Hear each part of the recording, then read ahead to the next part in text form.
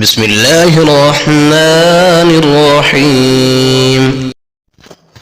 بخارا کا ایک بادشاہ کسی مرض میں مبتلا ہو گیا۔ شاہی طبیب نے بہت علاج کیا لیکن مرض کی شدت میں کمی نہ آئی۔ چنانچہ شاہی طبیب نے اعلان کرا دیا کہ جو شخص بادشاہ کا علاج کرے گا اسے منہ مانگا انعام دیا جائے گا۔ اعلان سن کر بہت سے لوگ علاج کرنے کی غرض سے آئے لیکن کامیاب نہ ہو سکے۔ آخر ایک دن 17 سال کا نوجوان لڑکا دربار میں حاضر ہوا۔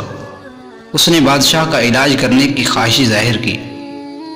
شاہی طبیب اسے دیکھ کر بولا، بڑے بڑے حکیم بادشاہ کا علاج کر کے تھک گئے، تم تو ابھی لڑکے ہو۔ یہ سن کر لڑکے نے کہا، میں تو اتنا جانتا ہوں کہ کوئی مرض لا علاج نہیں۔